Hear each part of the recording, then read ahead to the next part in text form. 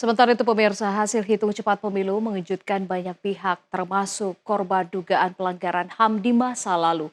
Apalagi setiap ajang pemilu selalu menjadi pengingat kenangan pahit orang tua korban yang selalu menerima surat undangan anaknya untuk mencoblos. Meski sang anak sejak 26 tahun lalu tak lagi diketahui bagaimana nasibnya.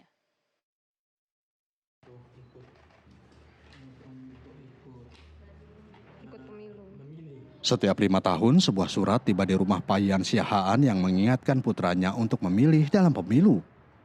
Tapi dalam 25 tahun, Payan belum sempat melihat putranya Ucok.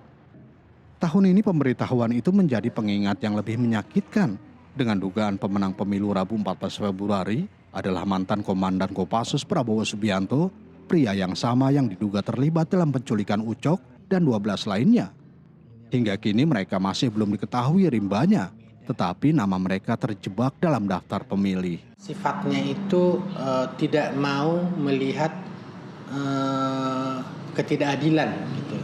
Jadi maksudnya kalau dia berteman, ada temannya yang tidak tidak sesuai, dia bisa lawan gitu. Dan prinsipnya itu prinsip hidupnya dia tidak mau melihat ketidakadilan. Penghitungan cepat tidak resmi pemilu menghasilkan kemenangan besar bagi Prabowo yang berusia 72 tahun, seorang mantan tentara yang menjadi Menteri Pertahanan, bertemu dengan ketakutan dalam demokrasi terbesar ketiga di dunia. Prabowo diberhentikan dari militer pada tahun 1998 di tengah tuduhan pelanggaran HAM, termasuk penculikan 13 aktivis mahasiswa yang bergabung dengan protes terhadap penguasa Orde Baru. Di antara mereka adalah putra kedua Payan. Setelah proses itu diselesaikan oleh Komnas HAM membuat berkasnya, ada summary-nya. Summary proses penyelidikan itu ada summary-nya, ada di kontras itu. Bahwa memang yang 13 orang itu diculik, terus kemudian pelaku-pelakunya diindikasikan, termasuk Prabowo Subianto, itu loh. Setiap hari Kamis selama 17 tahun terakhir, orang-orang terkasih korban dugaan pelanggaran HAM berkumpul di depan Istana Negara, bergabung dengan unjuk rasa menuntut pemerintah menyelesaikan kekejaman masa lalu. Kemenangan Prabowo mengejutkan bagi mereka yang selalu hadir pada aksi Kamisan itu. Kalau dari sisi demokrasi sudah jelas demokrasi kita sudah terpuruk ya, artinya bagaimana demokrasi itu diinjak-injak, terus kemudian bagaimana Gibran itu bisa naik sebagai wakil presiden tanpa ada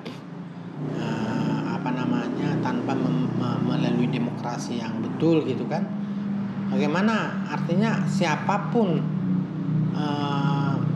akan menilai bahwa demokrasi itu sudah tidak berjalan dengan baik lah. Selain 13 orang yang masih hilang, 9 orang lainnya yang diculik pada tahun 1998 akhirnya ditemukan. Beberapa bahkan bergabung dengan parpol Prabowo. Di antara mereka ada tokoh-tokoh seperti Budiman Sujatmiko, salah satu mahasiswa kritikus paling vokal terhadap rezim Soeharto yang sekarang berada di tim Prabowo. Dia sekarang menggambarkan Prabowo sebagai visioner dan mengatakan dia bergabung dengan timnya karena orang berubah. Namun bagi Payan, tidak ada perubahan pada status putranya yang hilang. Saya semakin khawatir dengan menangnya, ya sudah. Kita saling menolong aja, saling menopang itu. Itu kondisinya. Jadi kami juga masih merasa khawatir, cuman kalau saya kan saya berjuang untuk anak saya, mati pun saya nggak apa-apa. Payan Siahaan menambahkan dirinya lebih khawatir sejak hasil hitung cepat pemilu diumumkan. Namun apalagi yang bisa ia lakukan selain menjaga satu sama lain tetap kuat. Nusantara TV melaporkan.